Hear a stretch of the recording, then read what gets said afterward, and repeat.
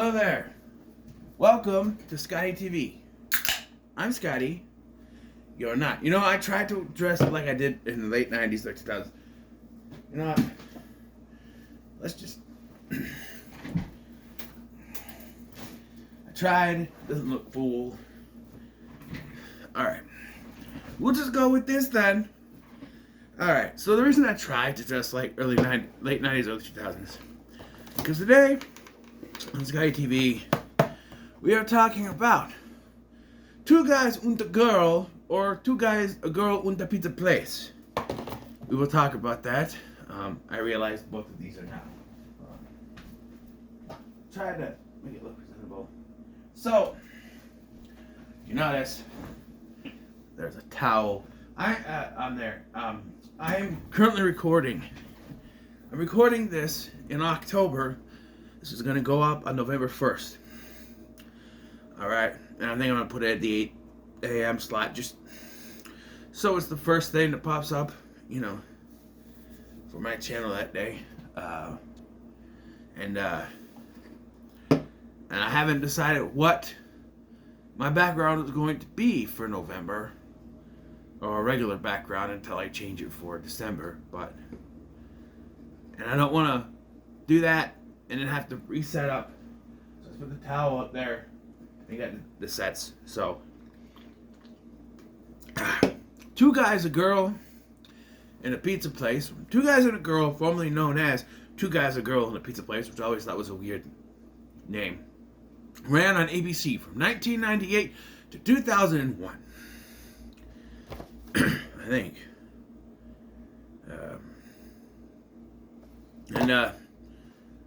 Originally aired on Wednesdays before being switched to Fridays in its final season, which is weird because I remember watching the season 3 Halloween episode on Fridays.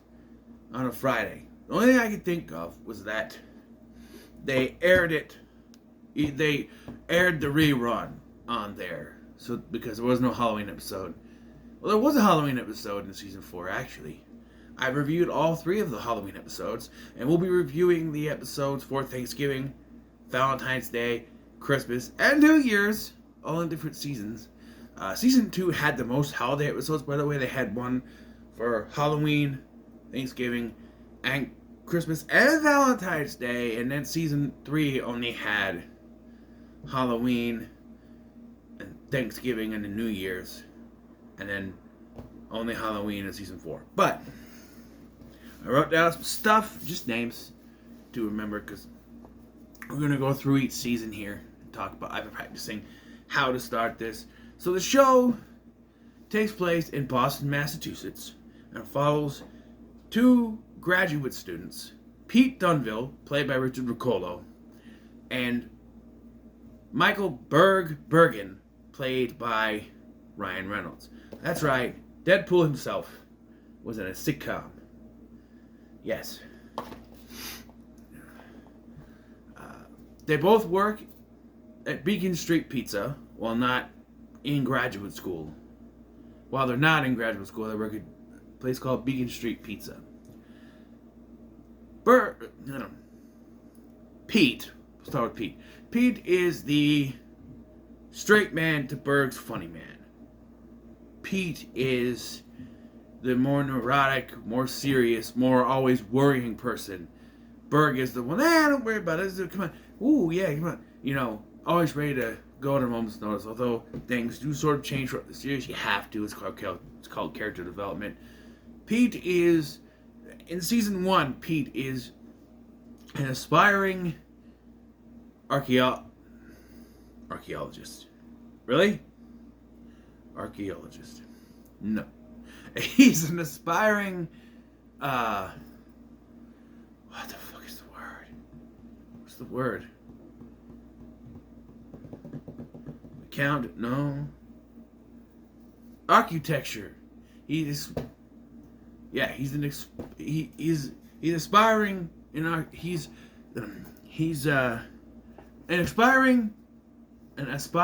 architect, going through classes for architecture, although that does kind of go away eventually. And Berg is trying to be a doctor.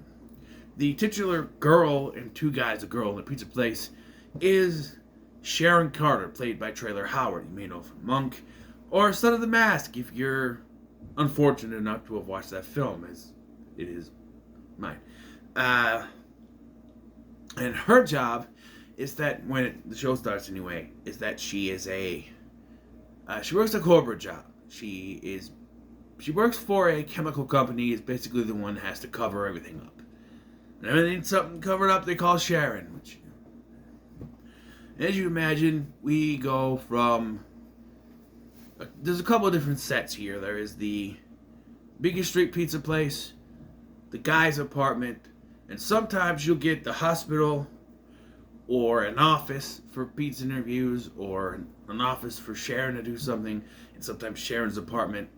But as you go on, you'll find that Sharon's apartment / another person's apartment later is just the guy's apartment redressed, which is probably why they changed things midway through season 2, towards the end of season 2, I should say.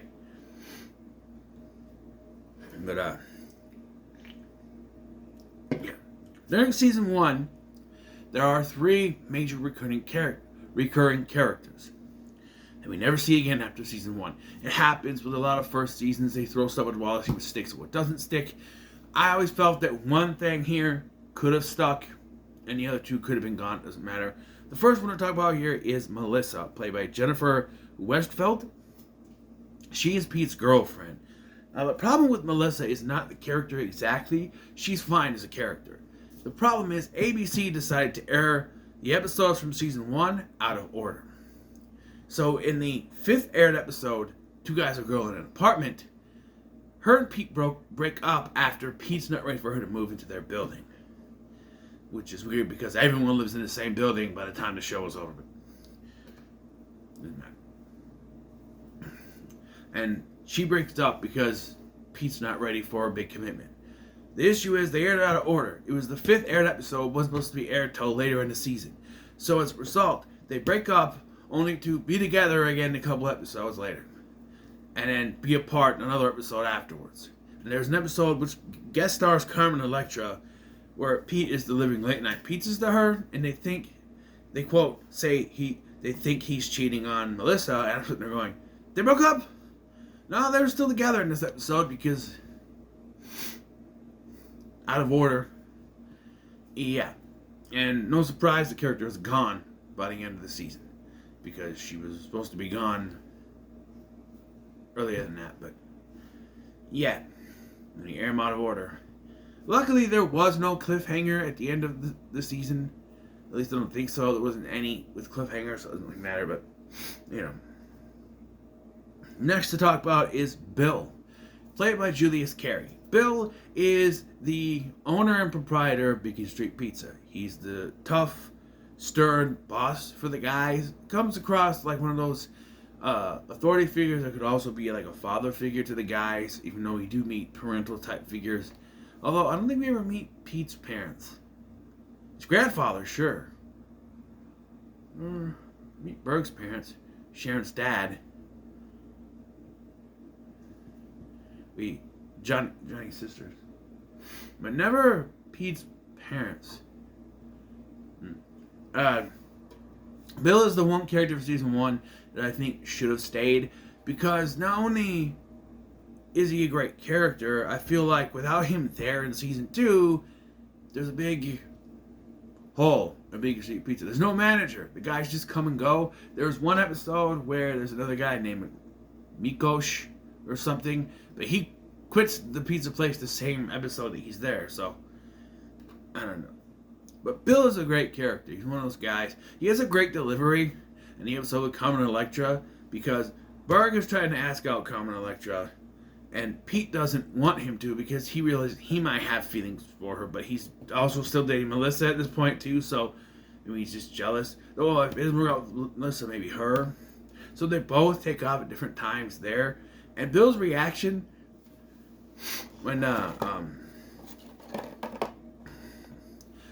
he asked Sharon's like, where did Pete go? Deliver pizza? Well, I thought Berg was delivering that pizza. And why is the pizza still here? Why does it take 2 people to deliver the same pizza?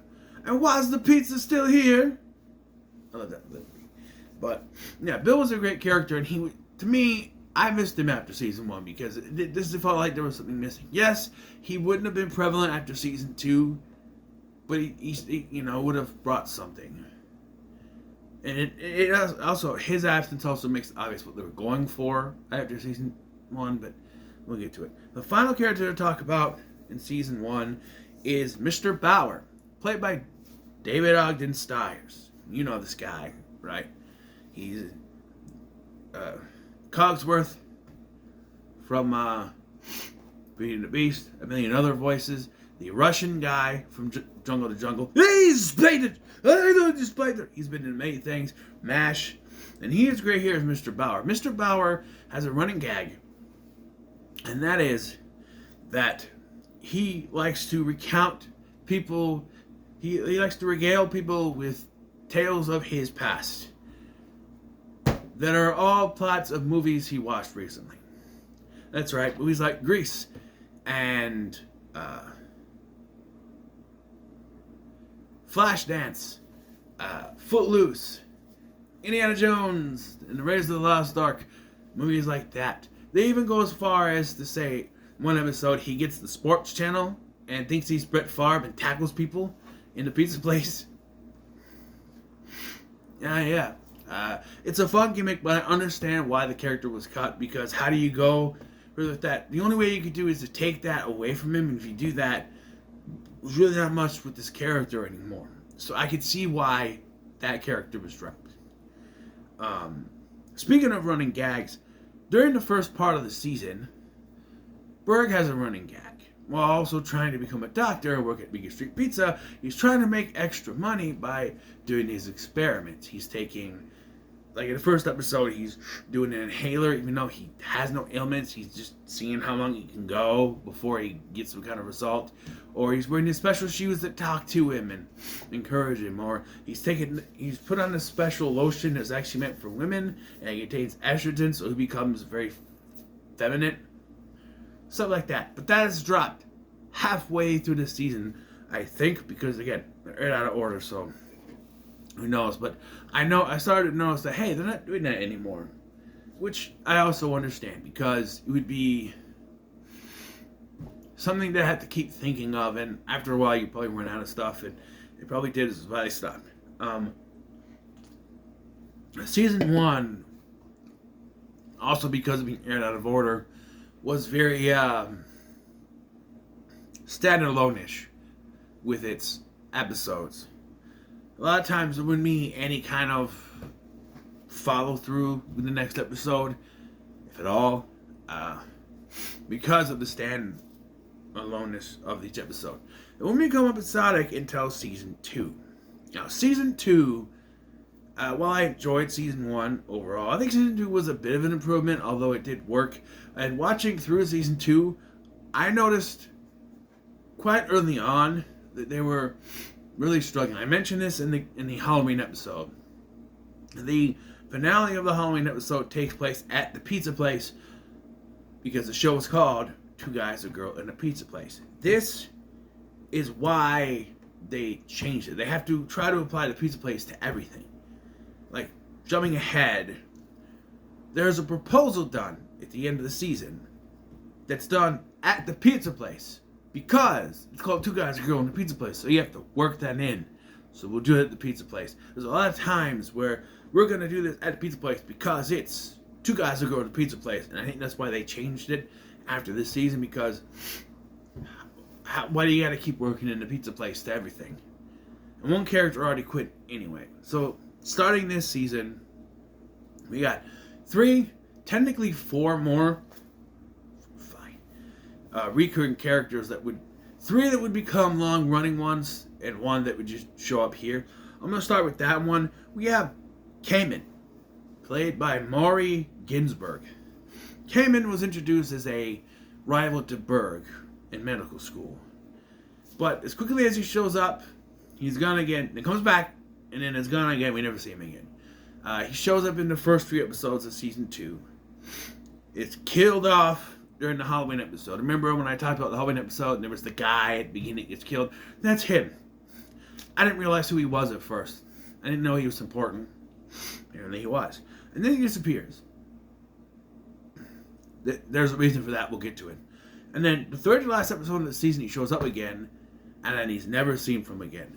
I think that's because they replaced him with another character in season 3, which worked a lot better. He was more of a comic relief than this guy, because we never see Cayman again, so who knows what happened. But the reason why we don't see him again, probably, at least for season 2, is because there's another person that is fighting for Berg's, how do I put this, that is a rival to Berg, I should say. And that's Ashley Walker, played by Suzanne Cryer. She's also a love interest for Berg, and they had this will they won't they thing going that is brought to a head when they both realize they have feelings for each other, but it's revealed that Ashley has a boyfriend named Justin, played by John Cryer. No relation. I know, it's weird, but they're not related, they weren't married, no connection other than they were on this show together. And with this one character, it is obvious that the writers realized early on that this character would be very, the fans would be very, what's the word? Favorable to this character because he's technically being cheated on. Because Ashley and Berg start sort of spooching each other and stuff. So they decided to not only cast John Cryer, who was good at playing this type of character, but make him a complete and total douchebag jerk. Complete and total douchebag jerk. And that's why this character works. Now, I'll get into later how there are two big problems with this series, and that is people's jobs and relationships. There is so much bungee jumping, hopscotching over everything, just boing, boing, boing, job to job to job, relationship to relationship. Especially for Pete and Berg. Not so much for Sharon. She really only has one love interest throughout the entire series. And that's like the strongest relationship in this show. And we'll get to why the ending of the show would have made better sense with this couple, but it's not really the writer's fault in that one. We'll get to it. But yeah. Eventually Ashley goes away and comes back and reveals that she broke up with Justin. And then she gets together with Berg. Pete, in the meanwhile, has this slew up on and off girlfriends in season 2. But Sharon's romance in season 2 brings us to one Mr. Johnny Donnelly, played by the man, the myth, the legend, Nathan Fillion. And you know what? A lot of people say, oh, he's the guy from Firefly. I forgot his name. Mal Reynolds, or I think is what it is. Oh, he's Buffy. He was in Buffy. To me, he's Johnny. Every time I see Johnny, or Castle. They say he's Castle, which I used to watch Castle a lot, but I would see him as Johnny, man, because that's what he is to me, and he is great. He starts as a repairman for the jukebox at the pizza place, and this character, eventually he goes to live with Sharon, why we see more of their apartment, which is just the same apartment, but let's talk about this, okay? So, the guy's apartment, look at here. So we have, this is like the chimney flue thing here, right? You have the kitchen, and then there's a hallway that has the bathroom and Pete's room, right? And then you have Berg's room over here, right? I always assume that door leads directly into Berg's room because that's all we ever see. However, you go upstairs to Sharon's apartment. Eventually, Ashley moves in, but there's no bathroom here. It's just the kitchen here. And then this side has 2 bedrooms and a bathroom. What kind of design is that? I don't know. But you could tell they're supposed to be the same set. And later, the basement room set that would be Johnny and Sharon's apartment is also the same as Irene's, I think. But yeah, we'll get to Irene in a minute. But Johnny is one of the best characters to be on the show. You could tell he truly does care for Sharon, even if, see, their relationship is the most consistent. They have problems, but they can end up coming back together, unlike every other relationship on the show, which we'll get to. During season 2, though, there is an issue, a couple of issues. One that works is the Sean issue. Johnny keeps talking about his friend named Sean. It's revealed that Sean is a woman, which makes Sharon jealous. But then it's revealed that Sean actually has feelings for Johnny. This is revealed because every time Johnny walks in the room, she starts banging out with Berg, who she's supposed to be kind of going out with at the time. But they realize that she has feelings for him, and Johnny starts to realize maybe he's not sure, which causes a rift between him and Sharon, but ultimately they get back together. He says never to see Sean again. No, she does come back for one episode later in season 3 where she's pregnant, and there's a great line where he's like, Sean, we haven't seen you in a long time, and then she comes in, she's pregnant, and he goes, more specifically, we haven't seen you in more than a year.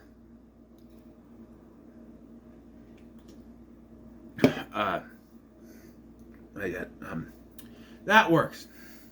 Eventually, Johnny decides he's going to propose to Sharon. Yeah, they've only been together 6 months, but he saves this by saying, we've only been together 6 months, but that's how long it took for me to be sure I want to spend the rest of my life with you. Don't you just want to go on?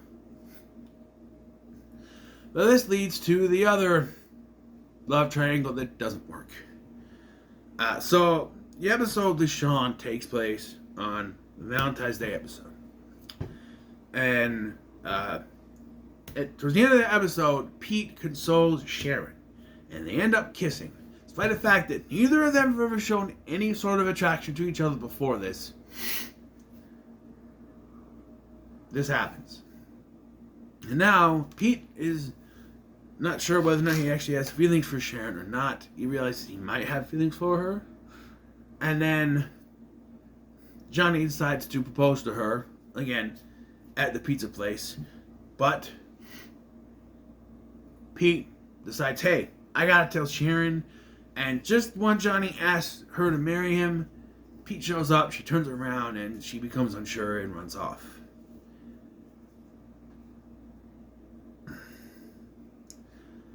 Yeah. I don't know. It doesn't really go anywhere. We'll get to when we talk about season 3, but it doesn't really go anywhere here. By this point, Berg and Ashley are together, and technically she's living with the guys, and now Pete's sort of confused on what's going on. By this point also, Pete has quit graduate school because he no longer wants to be an architect.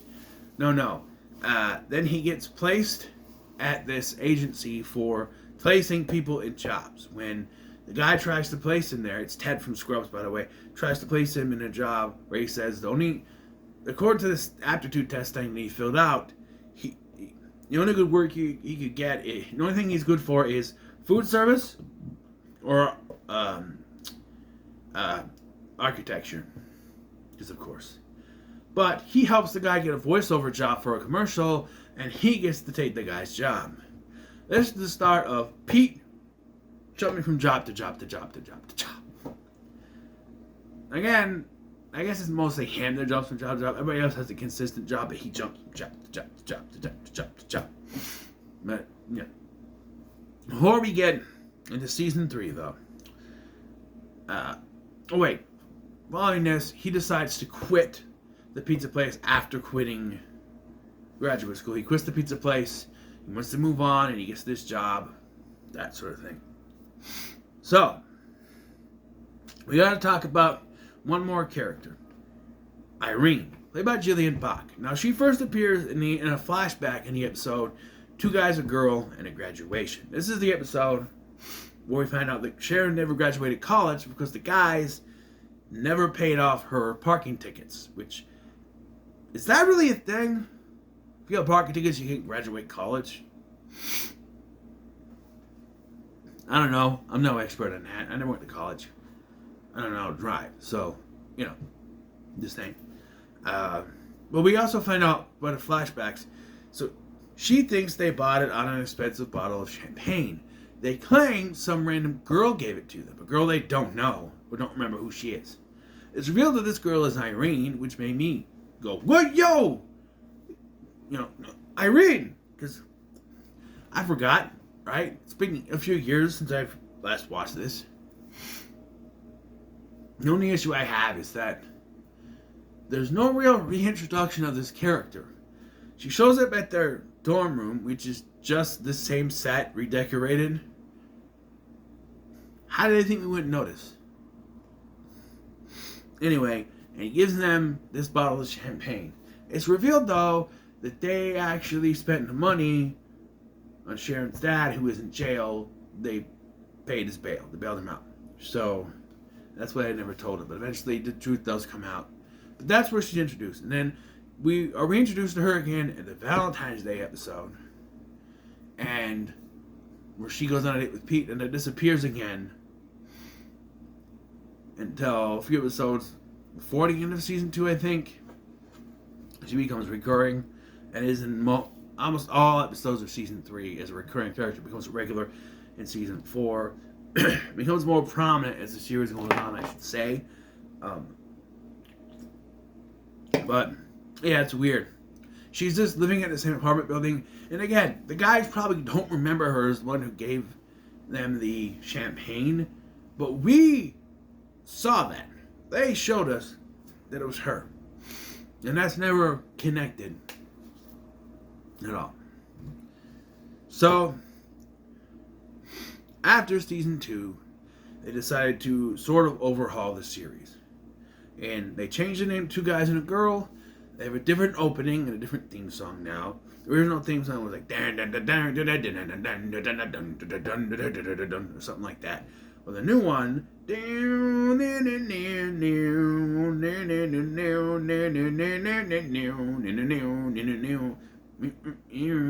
sorry, I have to dance that all the time. I don't know why. Starts playing, I have to dance. It is a thing. Even if I was sitting on my ass on the chair, I was still kind of dancing. There are times I'd get up and go do something and it would come on and I had to. One time I had to go to the bathroom, so I danced to the bathroom. I have to dance, I'm sorry. But, yeah. And starting with season 3, Ashley and Johnny are regulars. Cayman is gone, and we have a couple of new recurring characters. First one to talk about here is Germ, whose real name is James, but he's called Germ, I guess, by his friends. He's introduced in the first episode of season 1 as sort of Pete's replacement in the pizza place. This does not last long, the pizza place, because, like I said, to get rid of it. I think it's season 3, episode 3 or 2, Au revoir pizza place. They stopped with the two guys and a girl thing, except for two guys, a girl, and a bachelorette later on. But picking up from where season 2 left off, Sharon has run off and decides to say yes, in theory, to Johnny's proposal. Yeah, she's not sure she's ready to get married, but also Pete in the background, right? Well, I'll be right back. Sorry about that. I don't know if you can tell, but I got a bit of a cold going on. I got all the pre-recorded stuff done, but hurt my ears. Anyway, where was I? Eventually, she does say yes, completely. You know, and the Pete thing is kind of dropped. After what happens, Pete takes off for France and meets this woman who is being racist, so he dumps her, and everything goes back to being normal. And Berg, this is where everything goes down the toilet with the relationship situation, okay? Berg realizes Ashley is living with them and starts to freak out, but ends up being okay with it. Although she didn't ask him if it's okay, because she's already subletting her apartment, even though she's living with them now.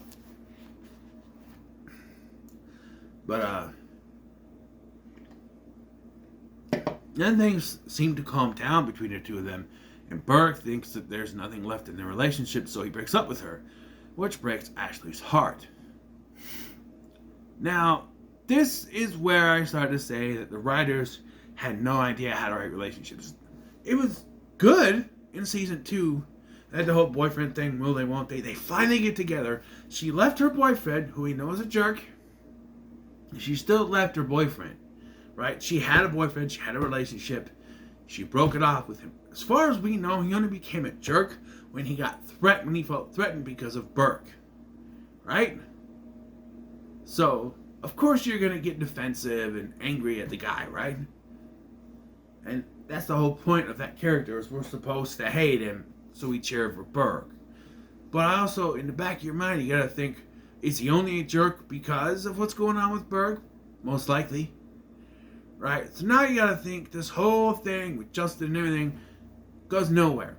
They never get back together. In fact, it gets more confusing the way things go. Which I think could have worked. Who knows? I forgot about Pete's relationship in season 2 with the traffic cam lady who has a son. And that's interesting, right? But they only do for 3 episodes, and then that's gone. That's gone.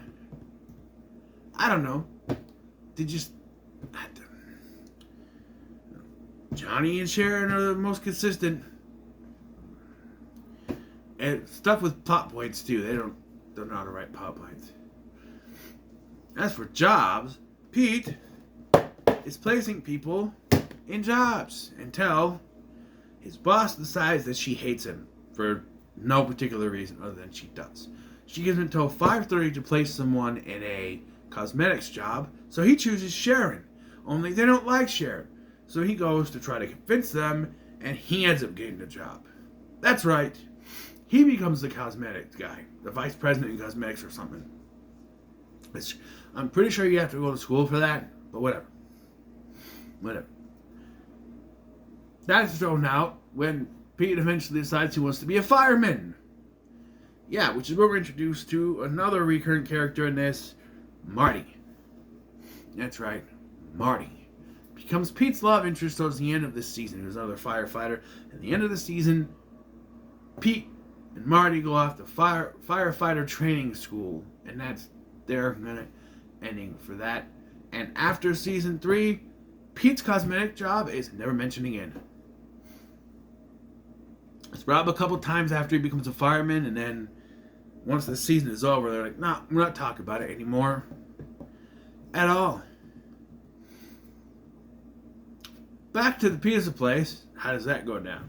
Well, like I said, Berg hires Germ to be to be an employee of Beacon Street Pizza.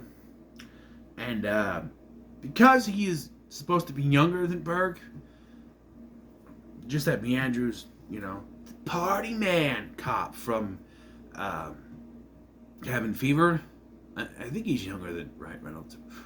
Like Ryan Reynolds was 28 at the time, but there's like an age this day. This was in his early 20s, I think, and Berg is in his mid 20s. But I think Berg was 26, but Ryan Reynolds was 28. I think he's 2 years younger, 2 years older than this character is supposed to be. But because Germ is now there, a younger crowd is coming in.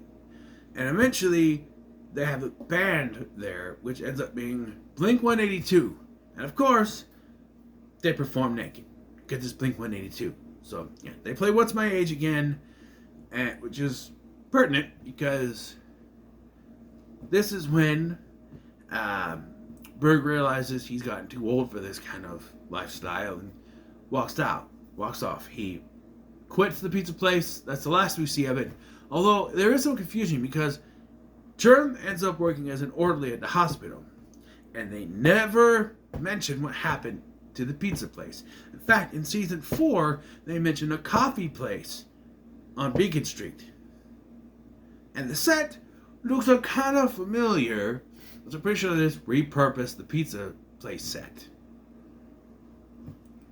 Which I don't know if they still have it up by then, but I don't know. It looks rearranged, but if you it's also shot from a different angle because the pizza place was shot from this angle like this, whereas the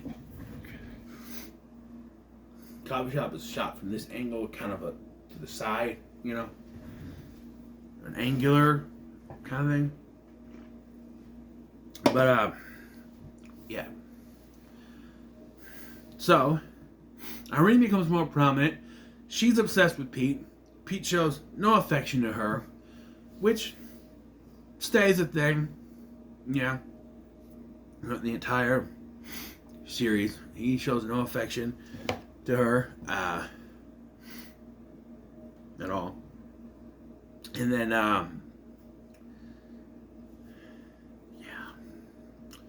So, season 3 is a decent season. I think it might be the best season of the show when it comes to character-created stuff. Johnny and Sharon are in the process of getting married. Eventually they do. We find that Johnny is cheap, doesn't want to spend a lot of money. Hold on.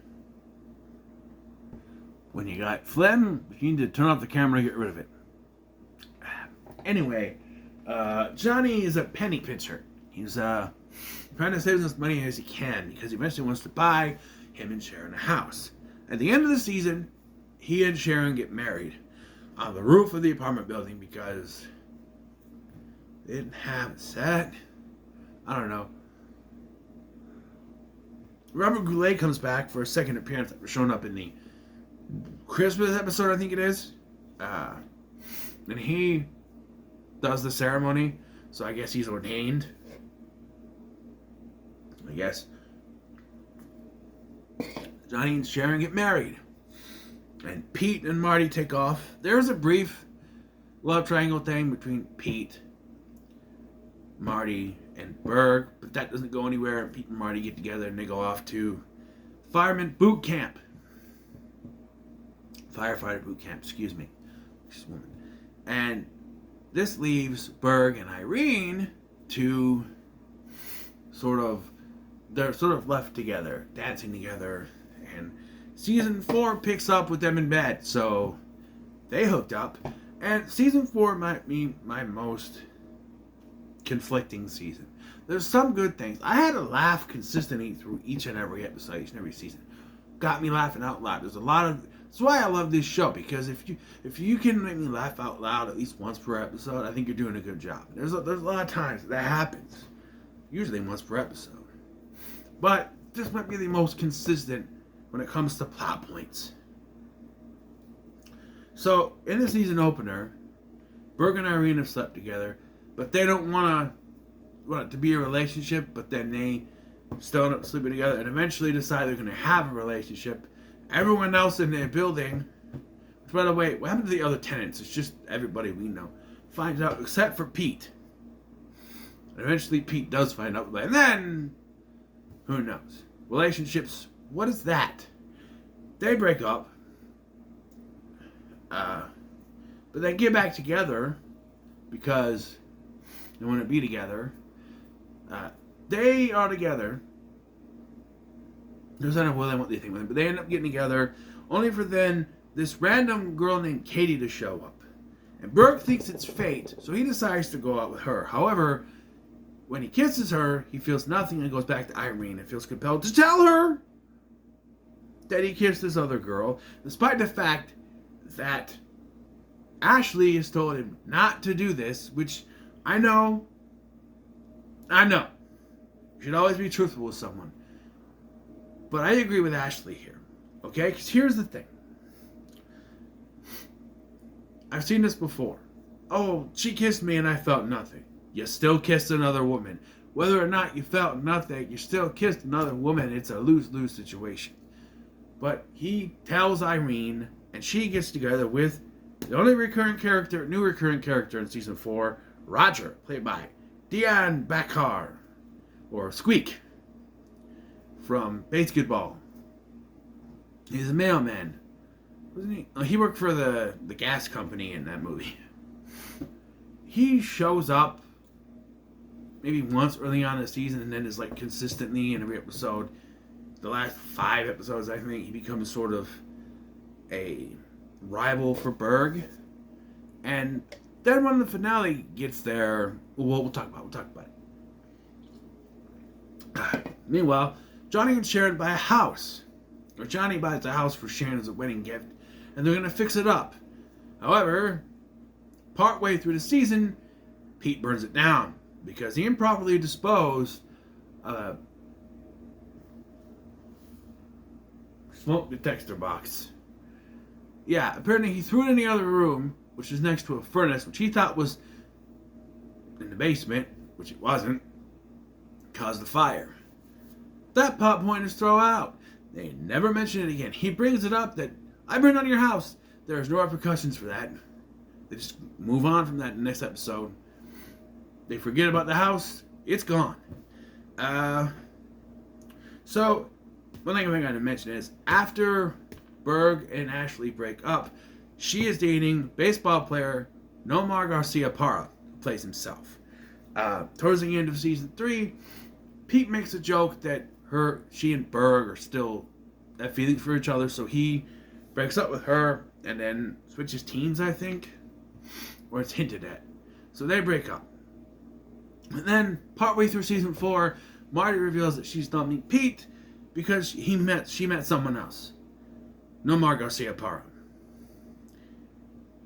This is the most laziest excuse to get an actress off of a show I've ever heard. It's clear that they didn't want the character to be on the show anymore, but for her to run off with Nomar, it just makes no sense. I mean, she and Richard Riccolo were dating at the time. Still dating. I think they dated 2003, so they were still dating. But I guess she wasn't available, so they wrote her off in one of the most laziest ways ever. Hey, remember when I said that people like to jump jobs? Johnny wants to be a fireman now. For some reason. Sharon enrolls him in this fireman for a day thing, which I guess is supposed to be only for kids. But then Johnny decides he wants to... That's not my drink. He wants to be a fireman. And yeah, that's a plot point.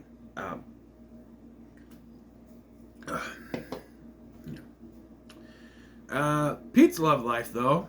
Yeah, that goes through hell. After Marty, he moves on to Berg's mom. Yes, a relationship that almost breaks the two up, but he decides that his friendship with Berg is more important. So that goes completely nowhere. And then, why not? Let's pair him with Ashley. Which, to be honest, should have been the Berg's mom pairing. Think about it, right? Berg and Irene are secretly... They have this thing playing against each other, where Berg and Irene are secretly seeing each other. Pete and Berg's mom are secretly seeing each other. Although I do like the reveal, because Pete's trying to grow a goatee, but his beard doesn't fill in, so Sharon took some eyeliner pencil, and filled it in. They make Pete and Berg's mom make out in his room, which, by the way, there's some inconsistencies with the rooms, because Pete's room is shown to be smaller than Berg's room, right? And even in the episode before this, I think, Drip, when Ashley's toilet is dripping down into the guy's apartment, it's a smaller looking set, and he comments that his carpet is now ruined. But the next episode, it's completely bigger, and there's no carpet on the floor. Inconsistent much? Mm-hmm. But yeah, this goes nowhere, of course, because he decides his friendship with Berg is more important. Sure. And then, with like 3 episodes left, he and Ashley start to bond. They're the only two that are not really in a relationship type thing. But of course, by now, Berg and Irene have broken up. And it's revealed that this Katie chick is a stalker that has been following Berg for 8 years. And when he tries to talk to Irene about it, of course, he gets Roger in his way. And she threatens to move. He tells her not to move, and then he'll leave her alone, and whatever, which is ruined by the last episode, but we'll get it. Well, that... I think it looks up looking up for them in the last episode. We'll get to that. Either way, let's do it. But Pete and Ashley come to a head when Pete is asked to be her date at this hospital function on a yacht for some reason. The two dance, but then he runs off. And then the next episode, Pete almost gets hit by a fire truck and his life flashes before his eyes. And the last thing he sees before Johnny saves him is Ashley. So he thinks he's in love with Ashley. That very same night, Ashley has a romantic dream about Pete. For some reason, Germ is laying in a hospital bed. I don't know why. There is an episode in season 4 or 3 that starts with Germ, and I was thinking they try to do a backdoor pilot. It's only that in the last second. It only starts the episode and ends the episode. He's not followed throughout the episode, so I don't think that's supposed to be a backdoor pilot. And honestly, while I would be up for it, I don't think it would last long. Germ. No. Hold on, I gotta do one more. Sorry, folks. My cold is getting the best of me. Actually, I'm getting better. I had a sore throat a couple days ago. That went away, and now just stuff it nose. But every time I blow my nose, I gotta pop my ears. Anyway, where was I? So, Pete and Ashley have become romantic. They sleep together in this episode. Although Pete wants to keep this going, Ashley has been accepted to a residency in Stanford. At Stanford in California. Ironically, the residency that Pete helped her get by going on that cruise. Berg also tries to get back with Irene on that cruise, where it's actually revealed that she has a big tiger tattoo on her back, which is mentioned earlier on during one of their, making out scenes or whatever. I'm gonna ride. That's what you mean by ride the tiger. Did they show it then? I don't know. I don't remember. But she has the tattoo. But Ashley still wants to go. That leads us to the series finale that wasn't supposed to be a series finale. Also, I should mention that Sharon is now working for a crooked lawyer, although she's trying to make him uncrooked. I don't know. The series finale, or was actually the season finale, was a special episode called The Internet Show. And why it's called that is because the fans were able to vote on this. That's right. One of the 3 women, was going to get pregnant. You could vote on whether it was Ashley, Sharon, Irene, or none of them. And all 4 endings were filmed. Ultimately, Ashley was the one chosen. Which, rewatching the episode, felt like it was supposed to be Ashley, the way they were portraying it. Because it felt like they filmed all 3 just in case, but were heavily pushing Ashley. Because throughout the episode, she's eating more food, she's saying that her boobs are out of control, she's got to buy a bigger bra size. So they're heavily hinting that it's supposed to be Ashley. So if maybe they did the WWE thing where, look, a lot of times like early on in the Taboo Tuesday stuff, they went with whatever the vote was, but it felt like some of the later ones were, because if you don't know, they wanted Edge to win the vote to face Triple H for the world title. Not that he would have won it, but that's what they wanted. But the fans voted for Shawn Michaels. I think they started to sort of rig it later. Because how are they going to tell, right? And so ABC might have influenced this vote. Apparently Ashley was the one that was chosen. But, I don't know. The episode heavily implies that it was supposed to be Ashley the entire time. With her eating and stuff like that. I don't know. What would they have done? I don't know. But they do show each of the endings at the end. And so here's the whole situation with the episode, first of all. The episode starts with Berg watching something on TV that says that a special glow-in-the-dark Star Wars condom that he bought is defunct. It's getting recalled because it doesn't work. So he thinks that Irene might be pregnant. And then Sharon walks in thinking she might be pregnant or she walks in to say goodbye, to talk to Ashley, because Ashley's packing up her stuff. And she thinks she might be pregnant because she's late. Which is weird because she and Ashley are synchronized, I guess, with their cycles. It's never brought up before, but I don't really care. That's women stuff. Bleh. But, yeah. And so she's late too, I guess. And then there's the pregnancy test. But Berg can't just come out and tell her about it. So he tries to set up this thing where she watches this documentary on the Titanic and then leaves her 2 giant pitchers of iced tea and puts a bowl in the toilet and thinks she's not going to notice. And then she runs out and he's like, hey, what are you doing? I have to pee really bad. And he's like, well, what's wrong with my toilet? Some loon put a bowl in there. So he finally confesses to her about the condom. So she gets a test. The other 2 girls get a test.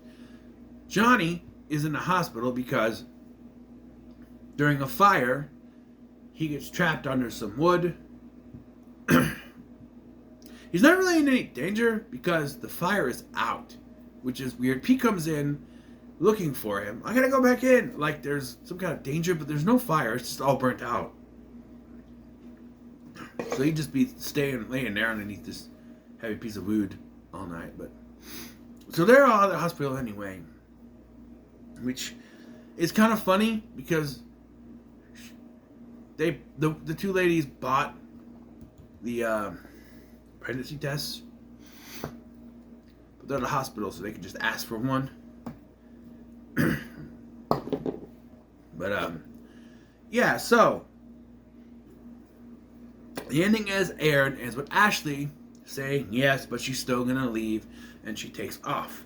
This is the only one with a real cliffhanger because Pete, is like, oh, I have to go after her, and it ends. That's the cliffhanger. The other 2 just sort of end. We have alternate ending number 1. No one is pregnant. So you just keep the scene we saw with Irene, where she says she's not pregnant. But I should mention in the episode, she's not pregnant, but they do seem to get back together. They both have it, they're not pregnant. They both seem to get back together. She's broken up with Roger, so that seems like they're going in a good direction. And then the 2 girls, say that they're not pregnant, and Ashley takes off, which also leads to a cliffhanger, I guess. But then the one with Sharon's pregnant, we get it's edited differently, where the one where no one is pregnant, it comes out the same, where Sharon says no, and then Ashley says no, and he says, woohoo, you're barren. And then she's like, well, yeah, whatever, it takes off. And then it's edited differently, because with the Sharon is pregnant one, Ashley reveals first that she's not pregnant, and we get, woohoo, you're barren. And then Sharon reveals she's pregnant. And out of all of these, the Sharon is pregnant one is the one I got emotional with, because that's the one that works. And that's why I think that most likely ABC influenced it. The vote. They lied on something, because the episode heavily implies that Ashley was one that was supposed to be pregnant. She's the one that gets pregnant. And then But the one that makes the sense is Sharon and Johnny. Because they're the married couple, you know? They have a lot of money at this point now. And yeah, that works. That's the one I got emotional with because that's the only relationship that's been consistent for 2.5 seasons now. It's the only one that's been consistent. Everyone else is breaking up constantly. You know? Excuse me. You know? So I have no investment in the other relationships, really. Although, I do want them to get together.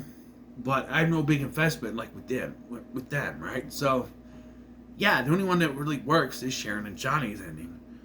But obviously, ABC wanted Ashley to be the one that got pregnant. Maybe as a reason for her to end up staying, I guess. But there's another way they can do it, right?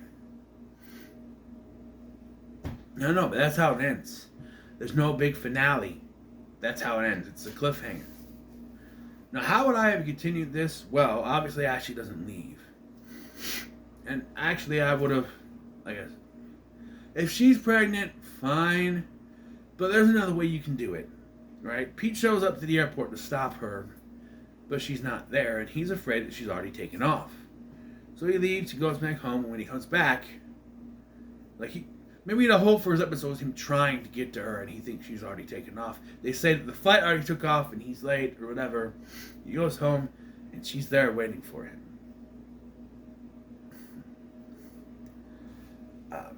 You can still go in the ending from that and say that she's pregnant, and she doesn't want to raise him alone. But then you could go back and say that that either Sharon's was a false negative, or if you want to do this, like, you didn't want to raise the kid without me. He's like, I'm not pregnant, because it's revealed that, and this would have worked had they continued, because apparently the 5th season was supposed to end with the birth of the baby, whose ever baby it was. But I would have done this, because both women go into the bathroom. I just thought of this. Go to the bathroom at the same time. What if they swapped the pregnancy tests?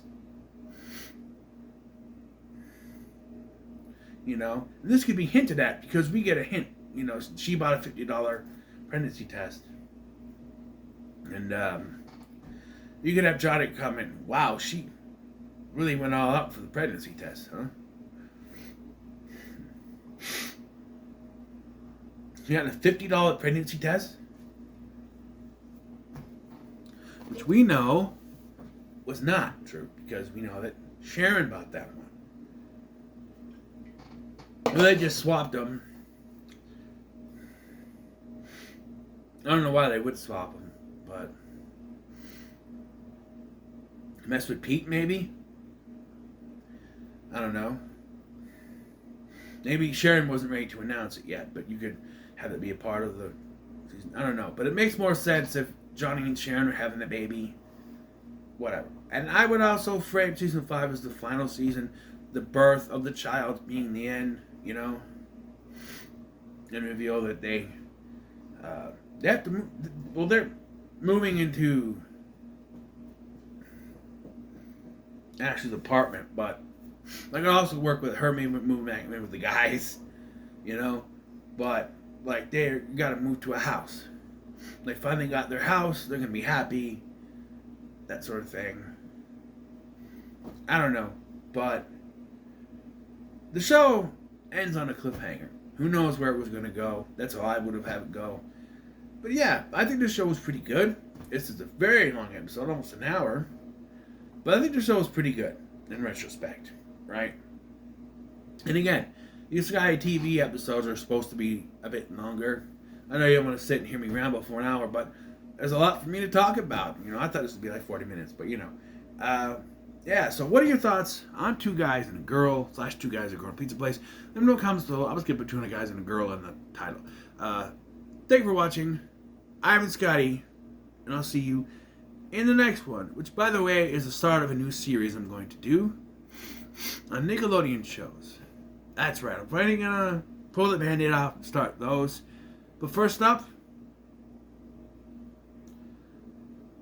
the first show I'm going to talk about is Fresh Out the Box. Stop, look and watch. Ready yet?